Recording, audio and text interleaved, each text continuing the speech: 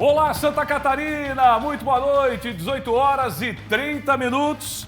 É pra quadro ou não é essa foto aí? Então vai lá, pega o seu celular, hein? Dá tempo de bater uma foto, a gente espera aí 5 segundos. Porque essa foto realmente simboliza o que a nossa capital tem. É um patrimônio não só de Floripa, mas também de todo o estado de Santa Catarina.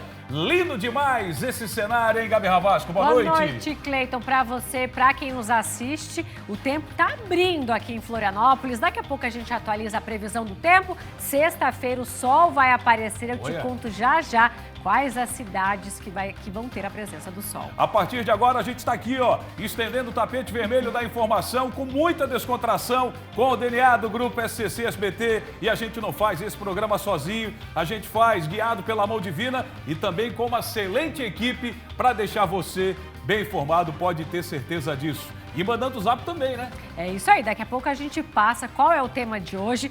Primeiro a gente vai falar de festa. De quê? Faltam um pouco mais de 30 dias para o evento mais aguardado do ano em Blumenau. Sabe do que eu tô falando? É outubro, e por lá os preparativos para esse grande evento estão a todo vapor. Bora Vamos ao vivo para lá? Vamos agora conversar com a Daiele Ramos, que chapéuzinho. está ajudando em toda essa obra ali, né, Daiele? Boa noite para você. Conta tudo pra gente, então, como estão os preparativos.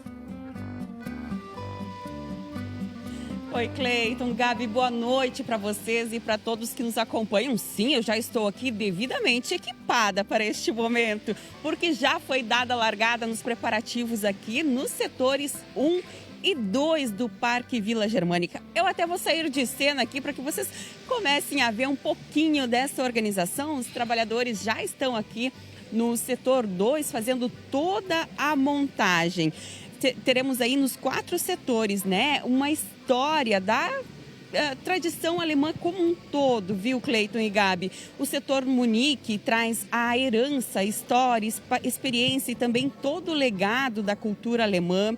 O setor 2, que é aqui onde a gente está, vai representar a força, né, de todo o setor cervejeiro nessa festa tradicional aí que já acontece há 40 anos. Teve um dos anos aí que não aconteceu devido à Covid, né? Então é a 39ª edição. O setor 3 traz a celebração e tradição cervejeira nos 40 anos de festa. E o setor 4 traz Spatenplatz, que é aí um movimento atemporal. Traz elementos que carregam a tradição e modernidade lado a lado. Agora, toda a proposta aqui, gente, é transmitir um sentimento atemporal em todos os pavilhões, contando toda a história, toda a tradição e também a contemporaneidade, né? As mudanças que essa tradição alemã traz. Eu vou pedir licença aqui para este trabalhador, para a gente conversar um pouquinho com ele. Boa noite, seu Almir, é isso mesmo? Alvir, 58 anos de idade, primeira vez que trabalha aqui neste evento. Como é que está sendo essa experiência? Uma boa noite para você. Oi, boa noite. É agradável aqui, sabe? Esperamos, no caso, eu e a nossa equipe aqui, né, da Lotte, que estamos trabalhando para a Spaten, né? Deixar esse aqui um ambiente, né, aconchegante, né, para todos, né? Vir se deliciar com essa festa, né? O que significa o Oktoberfest para todos aqui, para você enquanto trabalhador e também aqui morador aqui de Blumenau? Bom, no nosso caso, a geração de empregos, no caso, em primeiro, né? E também gerando para a própria cidade de Blumenau, né? Angariando turistas, né? Para conhecer a cidade e a festa. Muito obrigada pela sua participação, ele muito bem falou, é turismo, é geração de empregos e por falar nisso, ainda tem 330 vagas disponíveis. As inscrições podem ser feitas diretamente no Cine para servente de limpeza e operador de máquinas. Agora, outra coisa que eu acho que o Cleiton e a Gabi gostam bastante aí também é do bom e velho chopp, ou a tradicional cervejinha, não é mesmo? Estão mantidos os valores aí da cerveja para esse ano. Serão comercializados a R$15, o tradicional, o especial a 17 e o super especial a 21, todos de 400 ml. Também haverá água, claro, e água tônica disponível neste evento. Os brinquedos também vão permanecer os mesmos do ano passado, com os mesmos valores aí, custando R$20 de segunda a quarta-feira e R$25 de quinta a domingo. Então vocês já sabem, anotem na agenda, entre os dias 9 e 27 de outubro, essa grande festa acontece aqui em Blumenau e a gente segue acompanhando todos os preparativos por aqui. Eu volto com vocês aí no estúdio, Cleiton e Gabi. Obrigado, Daiane. Eu estou aqui fazendo as contas com o preço do chopp que ela falou, para ver quantos que eu vou poder tomar na próxima. Até porque tem que ficar por lá, não vou dirigir não, a não ser que a gente vá em Kombi. Né? Será que o pessoal empresta a Kombi aqui do SBT? Não pode, né, Amanda? Essa Kombi pode? Não, Cleiton, não pode. A gente coloca alguém dirigindo, o senhor Ivanes, a gente vai excursão para lá, né? Quem sabe, eu, tu, os digníssimos. Será que é uma boa ideia? Sei não, hein, Cleiton? Não, boa ideia é outra coisa. Boa ideia é outra coisa. Obrigada pela sua participação. Não tá na hora, logo a gente volta a conversar. Seguindo aqui com o programa, a gente quer que você aí de casa participe, construa esse Tá Na Hora junto com a gente. E hoje é um tema, qual é, Cleiton? Dia do Irmão, hoje, você sabia? Você pode bater a fotinha aí ao lado do seu maninho, da sua maninha. Se eu for bater com todo mundo aqui, eu vou encher, né? Porque por parte de mãe, nós somos em 3. E contando com os do pai, somos em 10. Sério, Cleiton? O homem trabalhou bastante. O homem trabalhou muito. Então manda zap aí, ó, no 48. Ele não tinha TV em casa? Não, naquela época não. 991622676 ou no QR Code que tá aparecendo aí, ó. Aparece aqui em cima o QR Code. Você pode pegar o seu celular, apontar a câmera para esse código. É mais fácil nos enviar uma mensagem. Bora? Bora, mas antes, só deixa eu fazer o registro aí. A nossa câmera vai mostrar. Olha só, a gente está recebendo aqui os alunos do Coque de Lages, 3º ano. Né? Pode cortar e encher a tela lá, Mari. Olha só. Boa noite, criançada! Eita! Vocês estão gostando? Sim! Maravilha. Vieram fazer uma visita pra gente aí. Nós temos uma plateia pra lá de especial no Tá Na Hora de hoje, participando com a gente, conhecendo o estúdio aqui do programa e interagindo com os apresentadores. Obrigada pela companhia de todos vocês. Aqui tem jogador de futebol, tem futura psiquiatra, futura veterinária. Eu só não vi futuro jornalista aqui. Não tem, gente. Não vi ainda, quem sabe? Pois é. Obrigado pelo carinho e presença de vocês, tá bom? Cleiton, se esforça, quem sabe eles queiram ser jornalistas, né? É verdade. Bora lá? Bora que tá na hora. Vamos lá, olha só, deixa eu te perguntar uma coisa. Você curte aí um cineminha, uma pipoquinha, pois foi dada a largada para a 28ª edição do Festival de Cinema de Florianópolis, Audiovisual Mercosul, conhecido como FAM 2024. O festival tem uma grande programação com muitos filmes sendo exibidos e também até bate-papo com os atores e diretores após a exibição das obras. Sabe quem tá lá? A Sofia Gonzalez, que adora um cineminha, adora uma pipoquinha. Nos stories eu já vi ela no cineminha. Não vou dizer que estava com a Anne aqui também. Ô, Sofia, dá detalhes aí dessa programação. Tem filme bom aí, Sofia? Boa noite. Boa noite, Cleiton, Gabi. Você me conhece bem, né, Cleiton? Eu gosto muito de cinema. E a programação aqui tá recheada, viu? São mais de 70 atividades aí, 66 filmes exibidos. Tem mostra competitiva, debate, enfim, um monte de coisa para apreciar por aqui. O festival começou hoje, então, por volta das 5 horas da tarde. Está sendo exibido agora, nesse momento, um curta-metragem chamado Ritinha. E esse primeiro dia do evento é especial aí, porque ele é dedicado, vamos dizer assim, é o idealizador desse evento, né, chamado Antônio Celso dos Santos, que faleceu no ano passado. E o protagonista desse filme, né, desse curta-metragem, está acompanhando agora também, que é o ator Giuseppe Oristânio, e depois ele vai fazer um bate-papo com todo o público que está ali acompanhando com ele também. E aqui comigo, para passar mais informações sobre toda essa programação, tá a Marília Nacari, que é filha do Antônio, né, Marília? Mais uma edição do FAM, 28ª, né? Como é que tá aí o coração, a expectativa? Vou te perguntar também para que tipo de público tem programação aqui, né? Bom, boa noite. É muito especial, esse dia está sendo muito bom, a sala já está cheia na abertura, com certeza pelo carinho que todo mundo teve pelo Celso, por tudo que a gente está construindo em 28 anos de festival.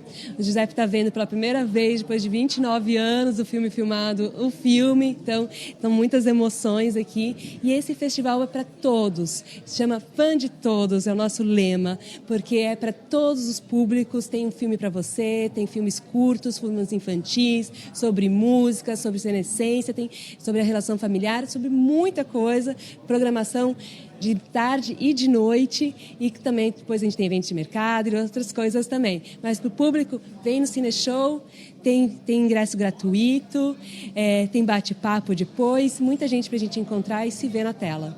E é uma importância muito grande para o audiovisual e para toda Florianópolis ter um evento como esse aqui na nossa cidade, fomentando arte, né? É muito bom, a gente é muito reconhecido internacionalmente também. Florianópolis é capital do Mercosul nas coproduções, exatamente para essa trajetória de 28 anos e tudo que foi construído aqui, tantas universidades, tantos grupos e produtoras se fixando aqui e, claro, com o fã, a gente tem esse encontro das pessoas para a gente levar a nossa cultura. O filme foi feito em 95, do escritor catarinense e com atores também locais, o próprio Ademir Rosa, ator que é homenageado no teatro, está presente nesse filme. Então, é o nosso legado para o mundo, junto com vocês, o público.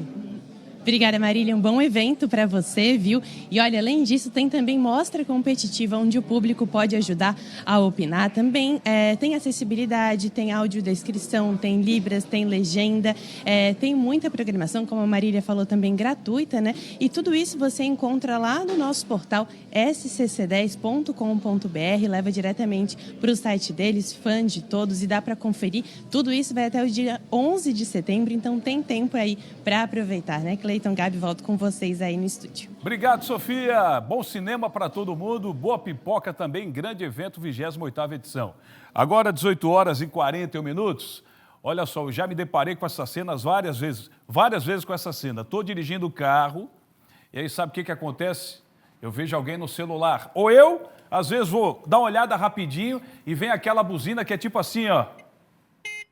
É a buzina, chamando a atenção. E tem que chamar, porque dirigir no celular, ô dona Gabi, não pode. A gente perde um pouco a noção, né, Cleiton? Perde a concentração, perde o foco. E aí, gente, o que acontece? Acidente. Verdade. É preciso muita atenção, né, Cleiton? Exato. E aí a gente faz a pergunta para você de casa, porque além de poder provocar um acidente, você sabia que o uso do celular enquanto dirige, além de provocar isso que a gente falou agora, pode gerar 3 tipos de infrações diferentes? Mas sabe qual que é a maior dúvida? Qual?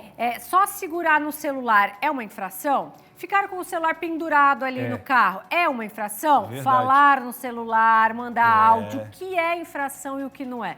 Vamos então tentar entender agora na reportagem. Um vício no trânsito. O uso descontrolado e irresponsável do celular enquanto se dirige, infelizmente, já se tornou hábito comum de muitos motoristas. Segundo a Agência Brasil, o celular já é a 3ª maior causa de acidentes de trânsito, ficando atrás apenas do excesso de velocidade e a embriaguez ao volante. Essa é uma questão da atualidade, né? Cada vez estamos mais conectados, tanto no trabalho, para estudar, nossas relações sociais estão ligadas no smartphone, e isso tem sido transferido para a condução do veículo. Isso é muito perigoso. O perigo é constante. Para se ter ideia, de acordo com estudos da Abramet, digitar uma mensagem de texto enquanto se conduz um veículo a 80 km por hora equivale a dirigir com os olhos vendados por um percurso de até 100 metros. E não importa, seja na estrada ou na cidade, basta alguns minutos para flagrar cenas como essa. E um detalhe, mesmo parado, aguardando o sinal abrir, ainda assim é proibido usar o celular. Enquanto eu estiver na pista de rolamento com o trânsito fluindo ou parado, é proibido utilizar o celular. Se for necessário utilizar, eu tenho que achar um local seguro, permitido estacionar, e aí sim eu posso utilizar o telefone. Em todo momento o condutor tem que ter o controle do seu veículo, estar ciente do que está ao seu redor, tem pedestres passando, motociclistas passando, então também não é permitido nesse momento. Mas aí entra uma dúvida, a proibição do uso do celular enquanto se dirige, é apenas quando eu tenho ele em uma das mãos, aqui no ouvido, ou se ele estiver no suporte? Eu posso mandar uma mensagem de áudio, fazer uma ligação? Qual é a diferença entre utilizar, segurar e manusear o aparelho telefônico enquanto se dirige? Então, a utilização do celular é quando eu continuo com as 2 mãos no volante e utilizando ele no viva voz. Manusear é quando eu estou utilizando algum aplicativo do telefone, seja aplicativo de mensagem ou outro tipo de aplicativo. E quando eu estou segurando, é quando eu seguro o telefone com uma das mãos, tirando ela do volante, e posso falar ou estar apenas olhando o celular. Viram aí, né? Em todos os casos são infrações de trânsito. Para quem utiliza o celular ao dirigir, mesmo que com as duas mãos no volante, a infração é média, 4 pontos na carteira e o valor da multa é de R$ 130. Ao segurar o aparelho, mesmo que não esteja em uso, a infração é gravíssima, com 7 pontos na carteira e o valor da multa é de R$ 293. O mesmo caso entra o fato de manusear o celular, ou seja, digitar, navegar em aplicativos. A multa é gravíssima, com 7 pontos na carteira e multa no valor de R$ 293. Segundo dados da Polícia Militar Rodoviária, em 2024 foram aplicadas 4.526 multas nas rodovias estaduais relacionadas ao uso de celular ao volante.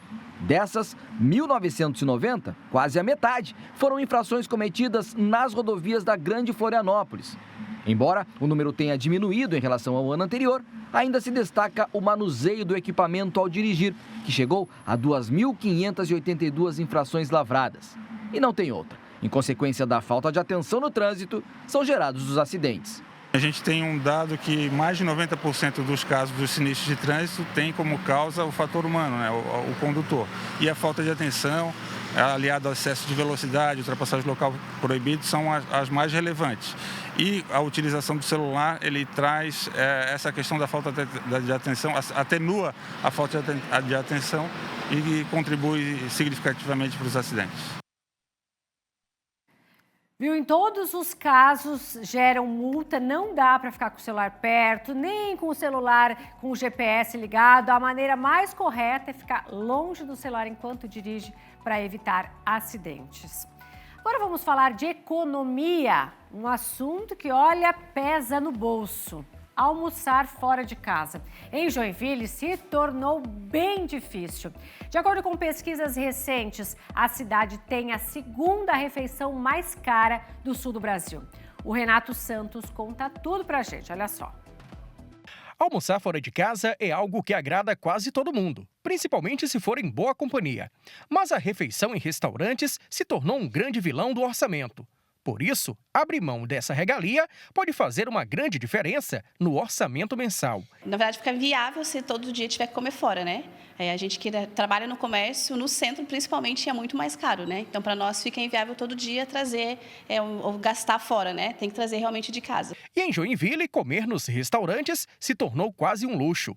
De acordo com pesquisa divulgada pela Associação Brasileira das Empresas de Benefício ao Trabalhador, o valor médio de uma refeição completa na cidade é hoje o segundo maior de toda a região sul, perdendo apenas para a capital Florianópolis.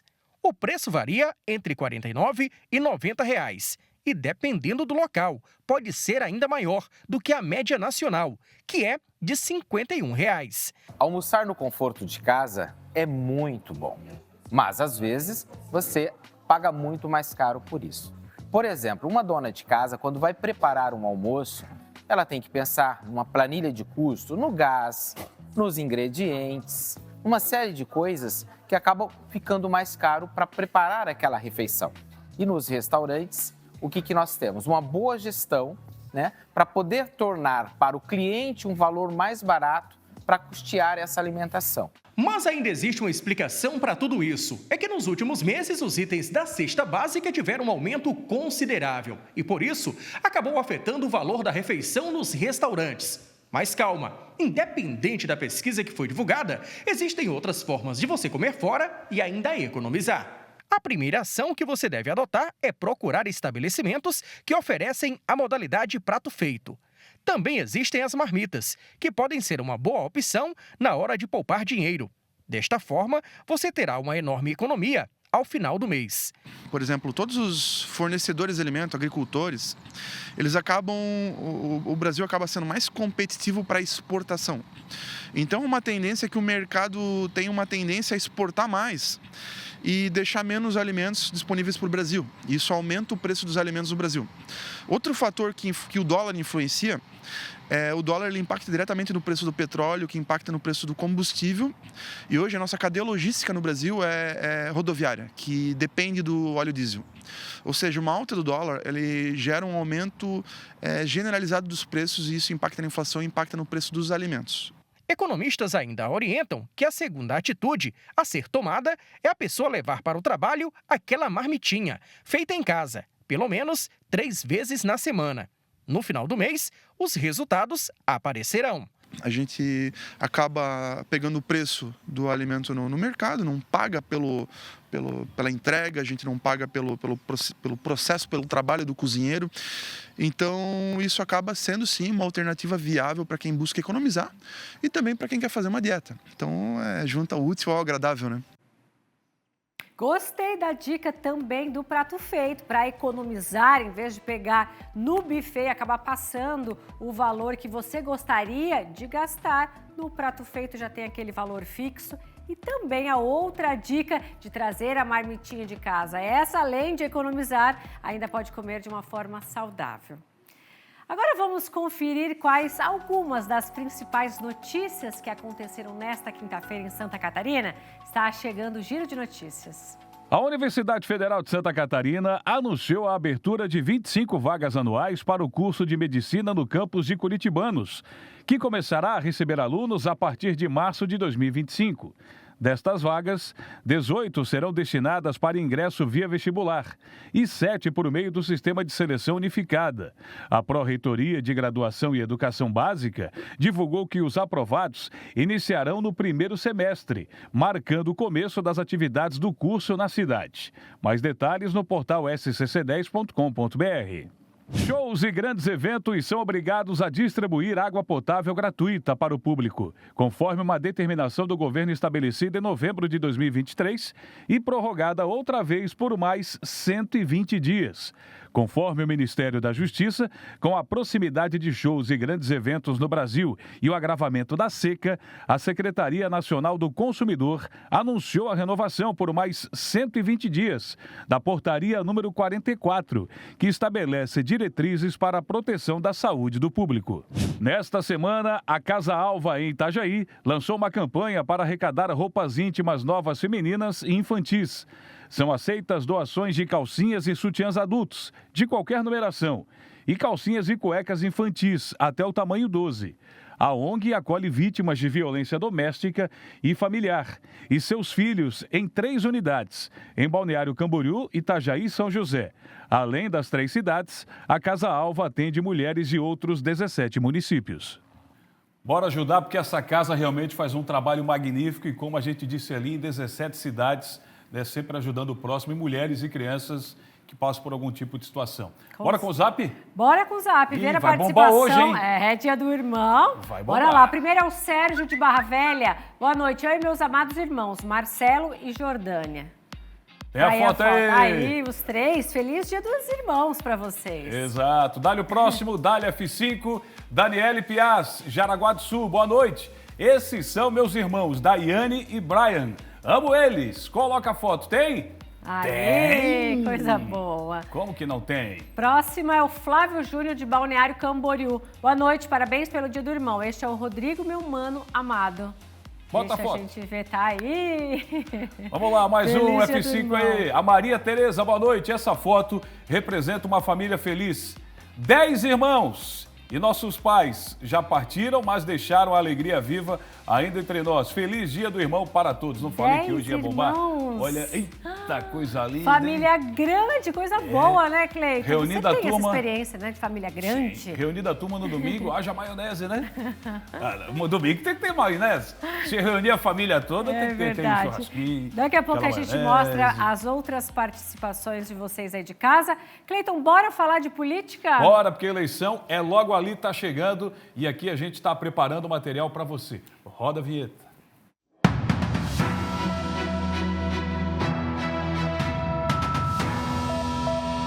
E o assunto de hoje, Cleiton, qual é? São os jovens na política. Aqui no estúdio, a gente está com muitos garotinhos que logo, logo serão jovens. Não é verdade? Para quem tem menos de 18 anos, existe um período em que o voto é facultativo. Mas o que será que os jovens pensam sobre o assunto, sobre a oportunidade de votar, sobre a obrigatoriedade do voto? Será que, assim como nós, tem noção da responsabilidade de eleger um representante? Confira agora na reportagem da Sofia Gonzalez e também do Marne Menezes.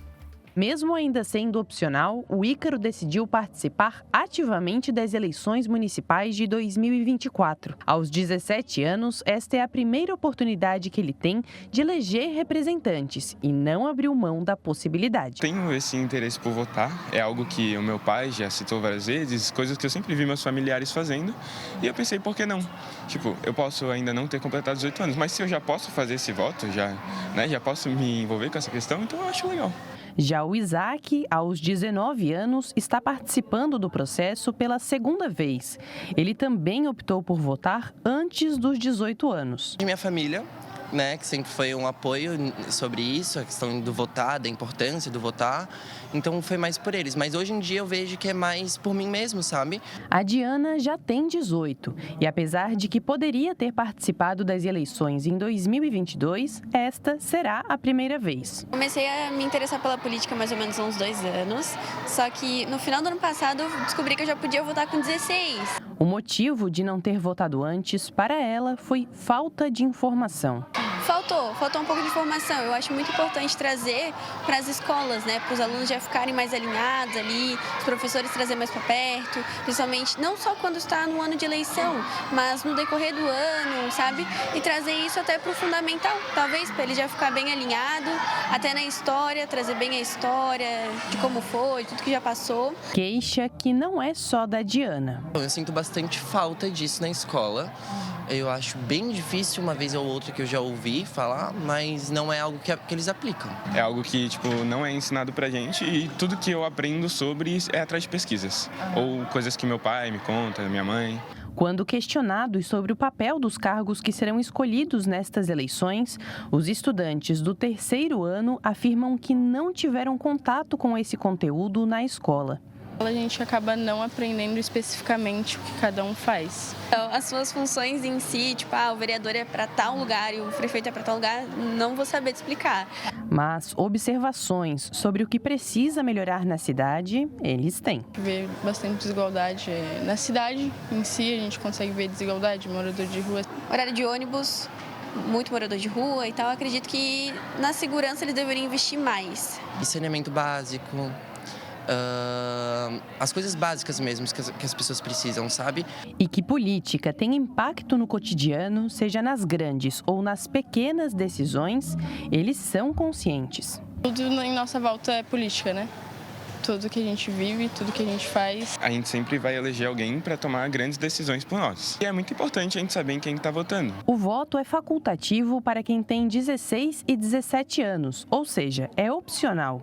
É um período transitório para quem faz o título nessa idade, já que em pouco tempo a ação passa a ser obrigatória. Participação que pode acrescentar compartilhamento de informações dentro de casa. O jovem é um grande professor em casa, que ele explica aos pais de como funciona, ele tem mais conhecimento em algumas questões, né, principalmente tecnológicas, e ele pode contribuir na decisão. Nestas eleições municipais, onde são eleitos prefeitos e vereadores, estão aptos a votar 40.976 jovens de 16 e 17 anos, o que corresponde a menos de 1% do eleitorado catarinense. Nas eleições anteriores, em 2022, onde foram escolhidos presidente, governadores, deputados estaduais e federais e senadores, 55.710 jovens tinham título de eleitor e correspondiam a 1% dos eleitores de Santa Catarina. Os dados indicam que o engajamento desse público é maior nas eleições gerais. É quando a gente vai eleger o presidente, que é algo mais geral, assim, que é mais importante. Eu acho que a mais importante de todas é para presidente do Brasil. É bem mais mobilizada, né? A gente vê, o Brasil inteiro por uma só causa. A pessoa que vai estar à frente do nosso país, né? Então eu acho que o presidente é a mais importante. Para o Tribunal Regional Eleitoral, isso também é reflexo das campanhas feitas em cada eleição. Toda vez que existe alguma ação de chamamento do jovem, ele sendo provocado, ele participa. Voto não tem idade, não tem cor, não tem religião. Todo voto conta e alguém vai ser eleito considerando o conjunto de votos que ele recebeu. Então, se ele pode ajudar nessa escolha, muito melhor. Estou um pouco nervosa porque é a primeira vez, né? Tô pronto, tô tranquilo. Tem muito jovem, ou muitos jovens que vão ouvir pela primeira vez esse barulhinho aí.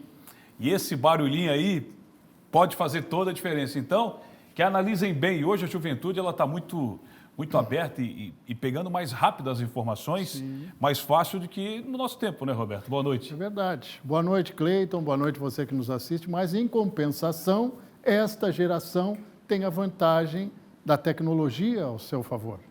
Mas eu vi ali duas coisas nessa bela reportagem da Sofia Gonzalez.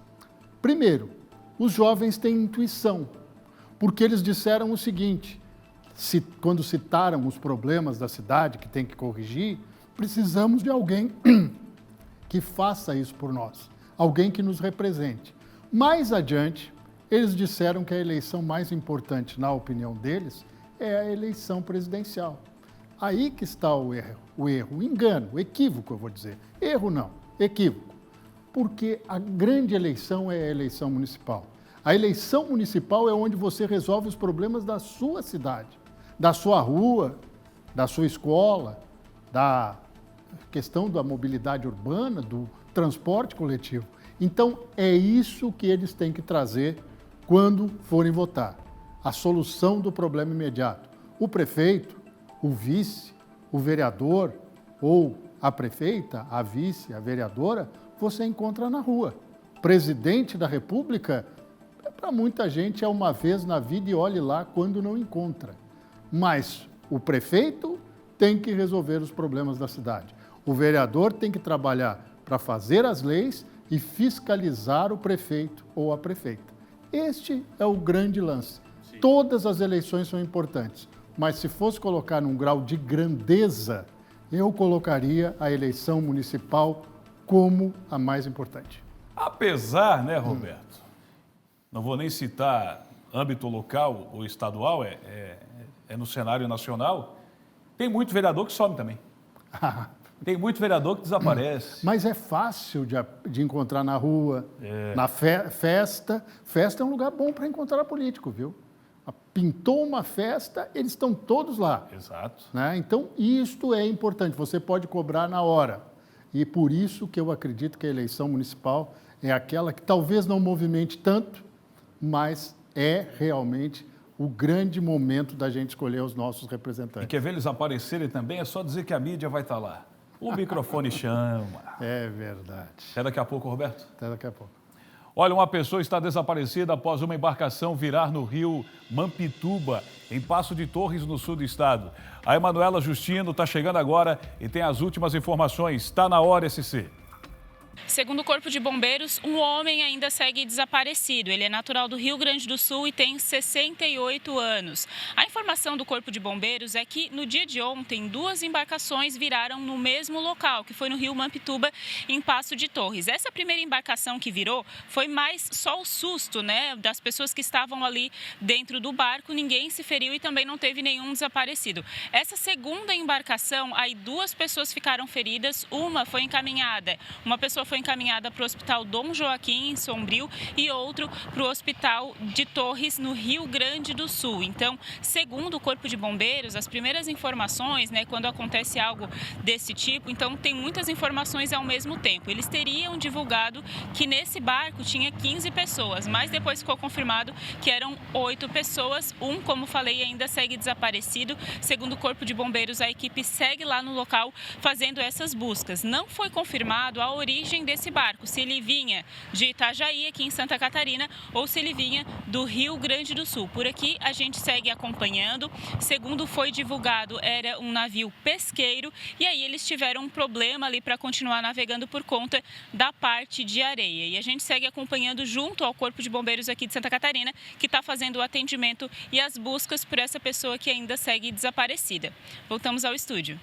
E a gente está aqui na torcida para recebermos boas informações, não é mesmo, Emanuele Justino? Obrigado pela sua participação. Agora a gente vai acionar o Iotton Neto, trazendo os destaques do portal SCC10. Alô, Iotton, boa noite.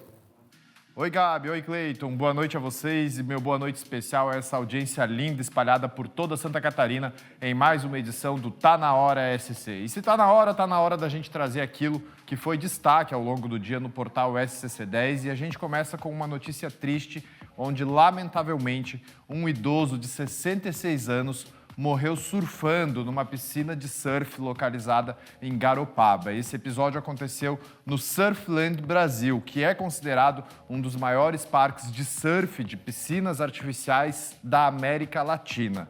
O homem foi identificado como um professor aposentado da Universidade Federal, Daniel Domingues Lorijo, 66 anos. Ele era sócio proprietário do local. Segundo informações do próprio parque, os primeiros socorros foram prestados ainda no local com o suporte do Corpo de Bombeiros e também do SAMU, mas infelizmente não foi possível e o óbito foi constatado ainda lá no local, na Surfland Brasil. O parque emitiu nota lamentando o ocorrido, bem como também a reitoria da Universidade Federal. A partir de agora, o laudo de investigação das causas da morte para constatar o que de fato aconteceu, porque ele foi retirado da piscina assim que perceberam que ele estava desacordado em minutos, esse laudo será elaborado pelo SVO, o Serviço de Verificação de Óbito. Todas as informações dessa notícia, o nome da vítima e como teria acontecido, você confere em scc10.com.br. Daqui a pouco eu volto trazendo mais destaques para vocês. Até já! Até já, Iota, com mais informações. Olha, agora a gente vai chamar o Renato Santos porque tem informações atualizadas da Operação Viking, realizada hoje no estado. A ação policial visa combater uma organização criminosa ligada ao tráfico internacional de drogas. Como esses bandidos agiam? O Renato Santos está com a gente, vai trazer todos os detalhes agora. Boa noite, Renato. Ótima noite para você, Cleiton, e a todos que nos acompanham. Pois é, esses criminosos agiam nos portos aqui de Santa Catarina, do Paraná, do estado de São Paulo, de Pernambuco e também lá na Espanha. Uma organização criminosa que exportava e importava drogas por meio dos navios que saíam e entravam aqui no nosso país. Vale ressaltar que essa operação contou com a participação de mais de 100 policiais federais e 11 auditores fiscais da Receita Federal. Foram cumpridos cerca de 38 mandados de busca e apreensão e 9 mandados de prisão preventiva. Aqui em Santa Catarina, a operação foi realizada aqui na cidade de Joinville. Eles utilizavam os portos recrutando pessoas que mergulhavam até a parte mais profunda do navio e colocavam as drogas em compartimentos submersos. E essas drogas eram levadas lá para a Europa. A polícia já vinha investigando esse grupo criminoso desde o ano passado. A gente conversou com o auditor da Receita Federal, que traz mais informações. Esse grupo criminoso que se utilizava de mergulhadores para colocar os carregamentos de droga junto ao casco dos navios, principalmente na entrada de água de resfriamento dos motores, o chamado sea chest, e também utilizando de embarcações que levavam a droga até o local de fundeio dos navios, e com a ajuda da tripulação a droga era içada, para dentro dos navios. A Receita Federal tem aumentado a quantidade de apreensões nos portos do Brasil e isso é fruto de investimento em novas tecnologias de análise de risco, mas principalmente fruto de treinamento de nossas equipes e de intensa troca de informações de inteligência entre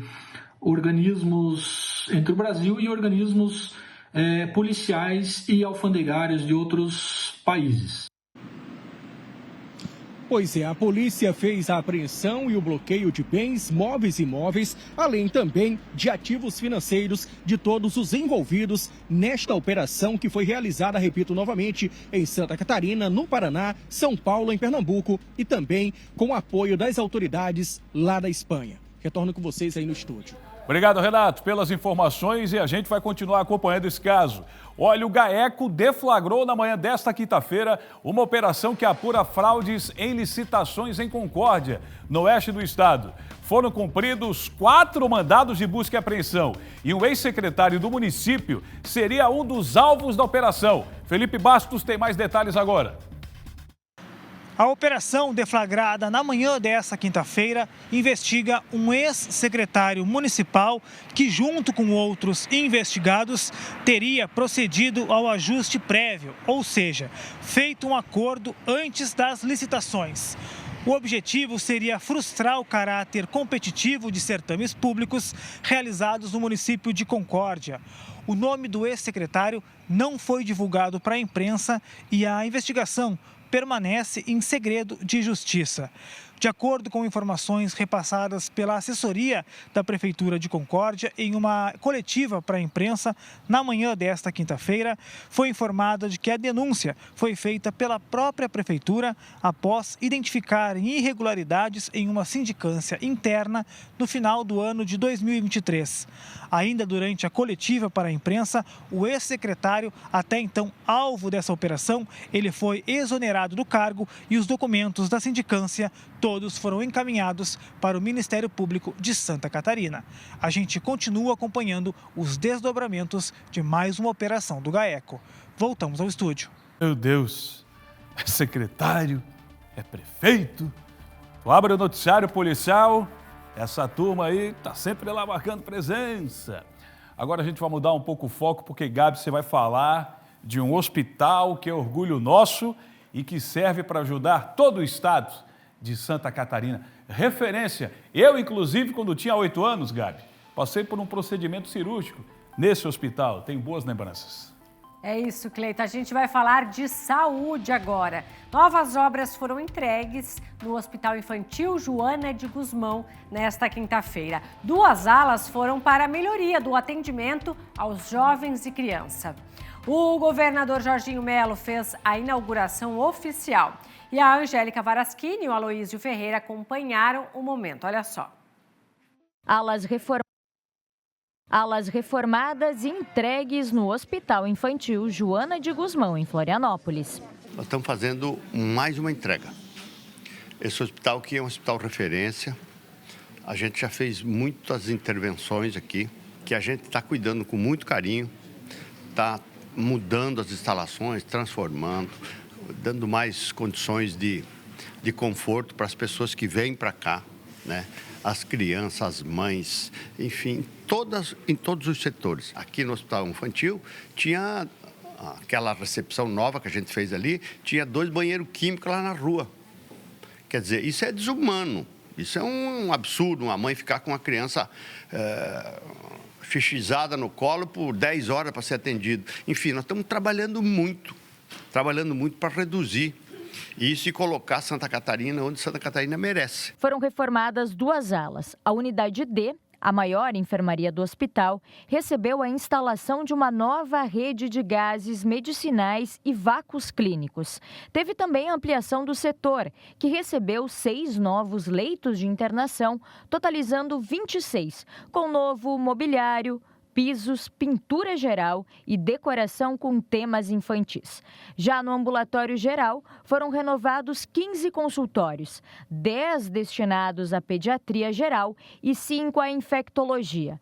As melhorias concluíram a troca do forro, tratamento de infiltrações e pintura geral, instalação de novos equipamentos de ar-condicionado e modernização da iluminação. O Hospital Infantil Joana de Guzmão é 100% SUS. Neste ano, já foram 130 mil atendimentos a crianças e adolescentes. Além das melhorias realizadas no ambulatório e na enfermaria, novas obras serão realizadas no hospital. Posteriormente, nós iniciaremos na emergência a adequação dos consultórios e da parte da emergência, e nós vamos continuar de uma maneira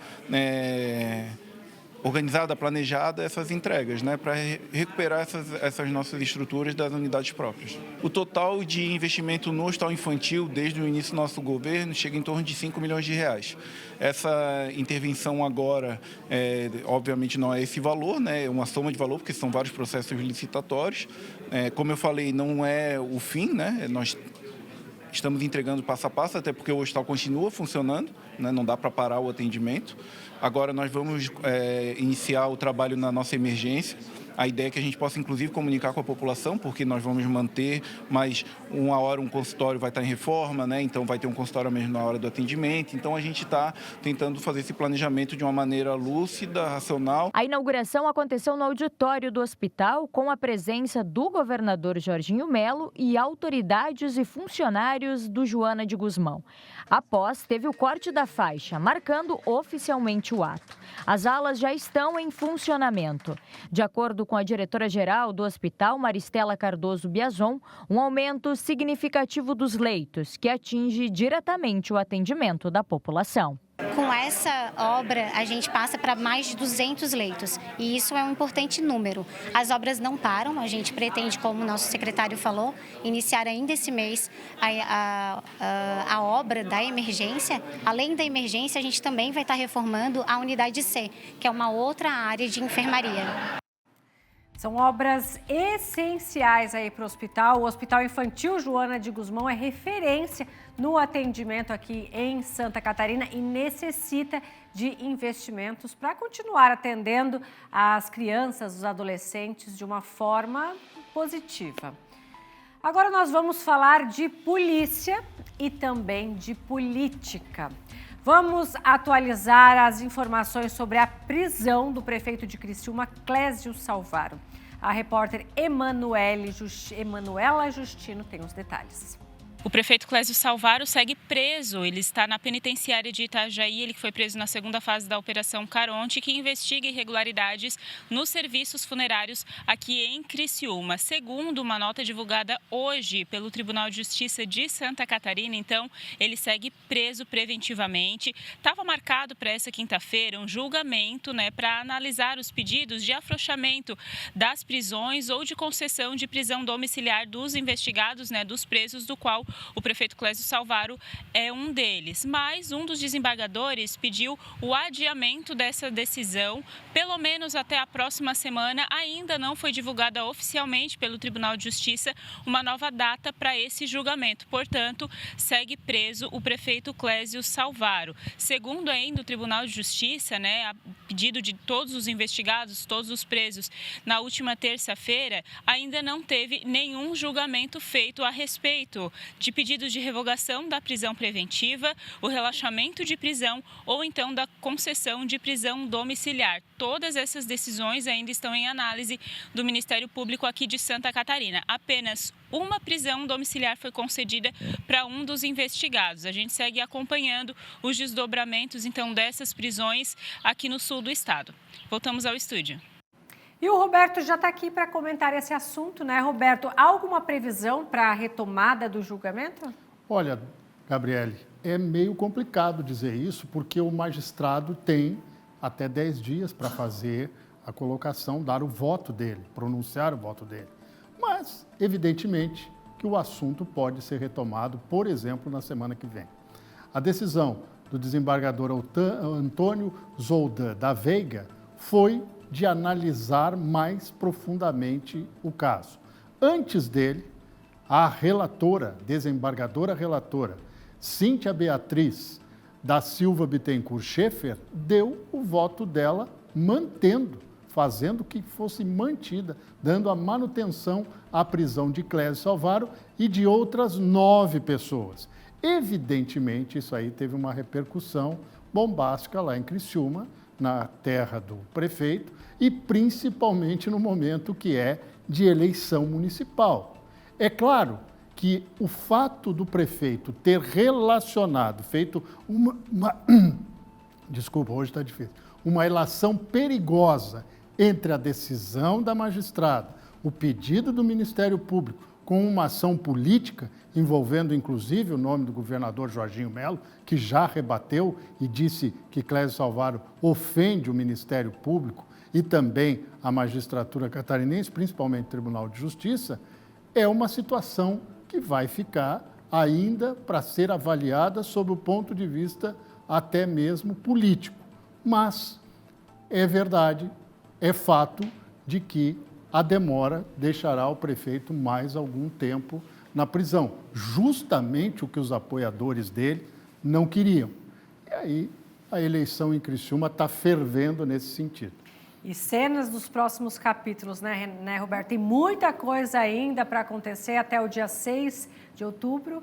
Dito isso, um grande abraço a todos. Tomar um chazinho para melhorar a tosse. Tá difícil, a E garganta até tá amanhã, difícil. Roberto. Obrigada, viu? Tchau, até amanhã. Cleiton, agora a gente segue com você. E eu tô nessa do Roberto também, Gabi. Chazinho, porque enquanto a gente chama uma matéria e outra, o bichinho do ran-ran, talvez seja até essa mudança de tempo aí, né? Essas queimadas, enfim, estejam influenciando. Minha solidariedade, Roberto. Eu estou solidário com a minha garganta também. Tá certo. Boa, Roberto.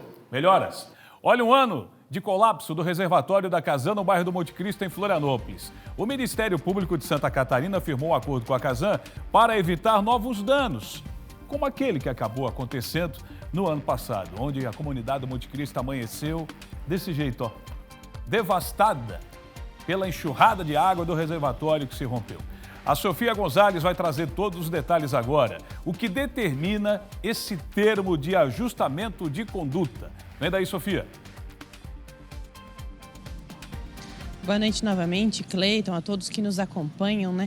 Pois é, olha, amanhã, então, completa um ano desse rompimento, desse desastre que aconteceu no Monte Cristo, aqui em Florianópolis, né? E durante todo esse período, o Ministério Público entrou com várias ações judiciais aí em relação à Casan, pedindo uma responsabilização desse crime e também um ressarcimento das pessoas atingidas. Inclusive, chegaram a ser bloqueados aí 16 milhões de reais da Casan, e também um outro reservatório com fissuras em São José foi interditado, né? E agora, então, por fim, Ministério Público e Casan chegam aí nesse acordo, onde Casan deve cumprir com alguns requisitos, né? Então, são obrigações da Casan para evitar que uma outra tragédia dessa magnitude aconteça, não só pelo rompimento, mas também pelo suporte que foi dado às pessoas, né? Então, a Casan deve fazer vistorias periódicas anuais nos reservatórios ativos, com um relatório, né, que deve ser publicado em um portal da transparência. Também, além disso, um plano preventivo com uma equipe especializada, com procedimentos para prevenir acidentes, capacitação de fiscais, diários de obras, e tudo isso num prazo de 180 dias aí de planejamento da Casan. Além disso, também um plano de contingência para desastres naturais ou catástrofes, né, para minimizar os danos, para apurar prejuízos, fazer ressarcimentos, um plano de resgate emergencial, enfim, todo o suporte ali que os atingidos podem necessitar numa situação como essa. E, por último, também um canal de atendimento por telefone, e-mail, WhatsApp, para que as pessoas possam entrar em contato rapidamente numa situação de emergência ali para receber suporte da Casan. Então, são esses os requisitos que devem ser cumpridos ali pela Casan nesse termo de ajustamento de conduta. Volto com vocês aí no estúdio. Obrigado, Sofia, pelas informações, e amanhã cobertura especial sobre esse caso no SCC Meio-Dia e também aqui no Tá Na Hora. Agora está na hora da gente destacar para você o mercado financeiro. É novidade que estreou aí na nossa programação, aqui no nosso Tá Na Hora, para deixar você muito bem informado. Olha só, o dólar comercial fechou em baixa, como a gente está vendo aí. Olha só, 5,57 para a compra. O peso, uma pequena diferença de ontem para hoje, né, mas fechando em queda também. E o euro para a compra fechando em queda a 6,19. Está aí para você o mercado financeiro, para deixar você bem informado. Daqui a pouco a gente tem detalhes do esporte, tem previsão do tempo e muito mais. E também a sua participação no Tá Na Hora SCC. Fica aí.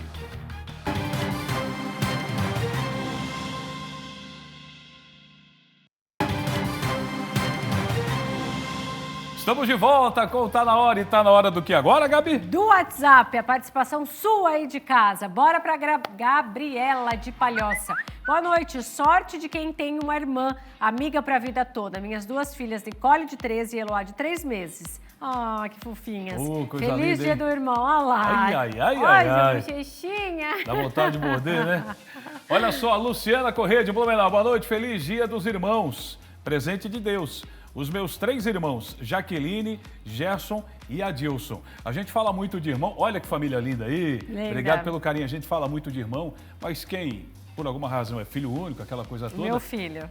O seu filho, o meu filho, tem aquele amigo que é um irmão. É verdade. Né? Então pode ser pro amigo também, né? Verdade. Agora o Daniel de Erval do Oeste. Boa noite, Cleiton e Gabi. Mandem um abração para todos os meus irmãos. São do Paraná. Só não está presente minha irmã de Balneário Camboriú, que não pode estar no final de ano. Olha! Tá aí, família aí, reunida, faltando uma integrante de Balneário Camboriú, mas tá aí, família grande, hein? É, o Francisco. Fala, Chico!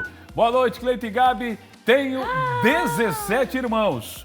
Quando se reúnem todos nós, é uma festa. Ah, como é! Olha aí, ó. Gente. Eu não falei. Ó, esse é aquele almoço raiz, aquele almoço de domingo. É verdade. Salada, Coisa linda. Maionese. Cleiton, e o tempo, como que fica? Tá frio? Quero saber, vai esfriar? Vamos saber a partir de agora. Agora.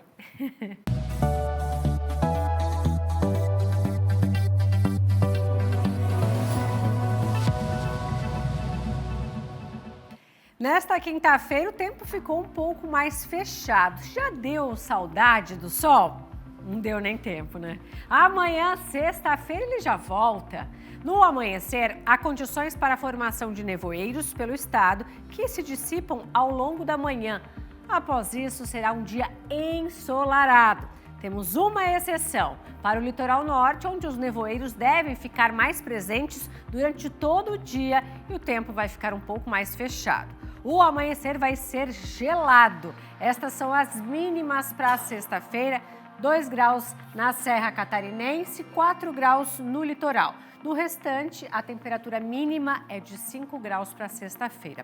À tarde, com o sol predominando, as temperaturas sobem bem, principalmente na região oeste, que pode chegar aos 30 graus na sexta-feira. No litoral não sobe tanto, a máxima é de 18 graus. Agora vamos conferir como fica o tempo em algumas cidades aqui de Santa Catarina para sexta-feira. Primeiro a gente vai falar de Riqueza. Tinha um telespectador ontem no WhatsApp que mandou uma mensagem pra gente, era de lá e me chamou a atenção. Então, o José Roberto Cândido, obrigada pela sua participação. Na cidade de Riqueza, no oeste de Santa Catarina, máxima de 33, mínima de 12 graus, tem a presença do sol com poucas nuvens. Antônio Carlos, na Grande Floripa, máxima de 24, mínima de 13 graus. Muitas nuvens com nevoeiros pela manhã na cidade de Antônio Carlos. Praia Grande, no sul de Santa Catarina, máxima de 21, mínima de 9 graus. Tem poucas nuvens. Na previsão indica mais a presença do sol aberto entre pouquinhas nuvens. Rio Negrinho, no norte de Santa Catarina, não sobe tanto. A máxima chega a 12 graus e a mínima é de 6. Vai ficar frio e também tem previsão de nevoeiros. E agora, bora falar de esporte. Dominique Cabral está chegando com todos os destaques.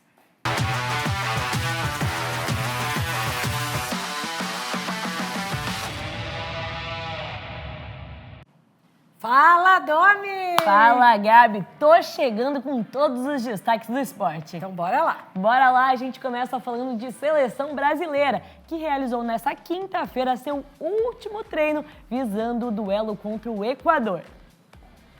Durante a atividade dessa tarde, Éder Militão acabou sofrendo uma lesão muscular na coxa e foi cortado.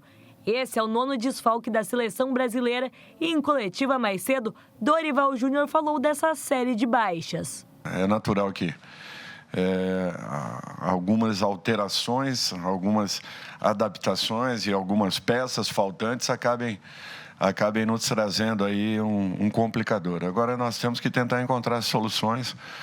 Eu lamento muito por esse momento com o Pedro, tinha uma expectativa muito positiva em relação ao que ele poderia nos entregar, mas eu acho que nesse instante nós temos que olhar muito mais o lado humano, o lado dele, pessoa, um cara especial, e lamentarmos profundamente, mas buscarmos aqui, dentro do nosso grupo, as soluções que com certeza nos darão também a busca por um equilíbrio. E o treinador ainda falou de como o time deve vir para o duelo contra o Equador. Uma equipe que tem uma marcação muito forte, que sai em velocidade, necessariamente nós precisaremos ter aí uma troca de passe com velocidade, com dinâmica, uma mobilidade dos nossos homens de frente, para que possamos alcançar aí a última linha adversária, em cima da última linha, os nossos movimentos em profundidade que tragam aí desconforto ao adversário. Um jogo complicado, não esperem um jogo tranquilo. A equipe equatoriana fez uma boa Copa América, um jogo muito parelho com a Argentina, uma desclassificação também como a nossa, em penalidades, então podem esperar aí por um confronto de muito bom nível, e eu espero que façamos aí jogos já melhores do que aqueles que realizamos anteriormente. O Brasil entra em campo contra o Equador nesta sexta-feira, 10 horas da noite. E agora a gente fala da Copa Santa Catarina de Futebol Meridian Bet. Hoje chegou o dia de falarmos do atual bicampeão da Copa Santa Catarina. O Marcílio Dias entendeu a fórmula da competição e busca mais um título nessa temporada. Então, bora conferir como vem a equipe.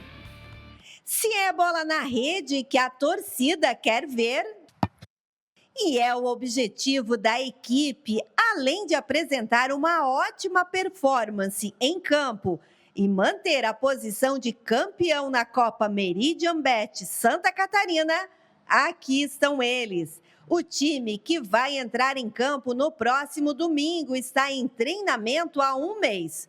O técnico Márcio está confiante. Mas acho que a gente fez uma boa preparação e a gente chega para esse jogo de estreia muito focado, com esse um mês de trabalho, com bastante correções e suportar um pouquinho a pressão da estreia, mas tenho certeza que a torcida que vai comparecer em um bom número vai nos apoiar e a gente pretende largar bem e começar a Copa Santa Catarina rumo ao nosso objetivo, que é o título. O Marinheiro aposta também nos novos talentos para reforçar a equipe. Jogadores de base devem estrear na competição, como João Vitor, de 19 anos, que já coleciona uma certa bagagem e aceitou o desafio de reforçar a equipe deste ano. Agora, com essa bagagem do Sub-20, do Catarinense Sub-20, eu venho mais pronto, mais preparado para agregar mais o elenco, agregar o grupo e agregar o Marcílio em si, né? Se depender do João, a taça fica aqui em Itajaí? Com certeza, com certeza. Vamos conseguir esse título mais uma vez, né? Com certeza vamos em busca do Tetra e vamos ser campeões, se Deus quiser. A equipe deve receber outros atletas, mas sobre os nomes, o técnico saiu de escanteio. Tem, mas aí espera, a gente vai anunciando pouco a pouco, as coisas vão se encaminhando, mas ainda tem alguns atletas que não chegaram e que ainda vão fortalecer a nossa equipe. O primeiro chute do Marinheiro aqui na tela do SCC SBT vai acontecer no dia 8 de outubro, em casa, no Gigantão das Avenidas, um jogo contra o Figueirense. A responsabilidade este ano é gigante, mas um dos destaques afirma que o time está preparado para manter a taça em Itajaí. Uma equipe muito aguerrida, muito agressiva, que vai buscar os resultados e tentar repetir os feitos que vem fazendo aí ao longo do ano. Foram campeões, o Vitor já é bicampeão aqui, outros permaneceram, então essa mescla eu acho que vai ser bem importante e vai nos fortalecer para a competição. Copa Santa Catarina que você acompanha aqui na tela do SCC SBT. E nessa quarta-feira foram anunciados os indicados à Bola de Ouro de 2024, prêmio mundialmente conhecido que indica os melhores jogadores do mundo. E o brasileiro Vinícius Júnior do Real Madrid entrou no top 5 na disputa do prêmio. O brasileiro Vinícius Júnior chega como favorito ao Grande Prêmio, mas tem fortes adversários. Entre eles, 2 colegas de Real Madrid, o francês Mbappé e o inglês Jude Bellingham. O espanhol Rodri e o norueguês Erling Haaland, ambos do Manchester City, também figuram na lista que conta com 30 candidatos. O atacante Savinho, do Manchester City, também aparece na lista dos melhores jogadores com menos de 21 anos. A zagueira Tarciane, do Houston Dash, e a atacante Gabi Portillo, do Corinthians, concorrem ao prêmio de melhor jogadora. O técnico da seleção feminina, Arthur Elias, aparece também na disputa de melhor treinador da categoria. Os vencedores serão conhecidos no dia 28 de outubro. Daí a gente fica na torcida pelos brasileiros. Cleiton, uma curiosidade. Desde 2003 que Cristiano Ronaldo e Messi não ficavam fora dessa lista. E o último brasileiro que ganhou esse prêmio foi o Kaká, em 2007. Tá na hora de um brasileiro voltar e ganhar, hein? Tá na hora. Agora, se o Savinho ganhar com menos de 21 anos nessa categoria, aí eu vou queimar minha língua. Não, é brincadeira. Valeu, Domi. Beijo, Cleiton. Beijo. Amanhã tem mais esporte com a Dominique Cabral. Tá na hora? Volta daqui a pouco. Fique aí.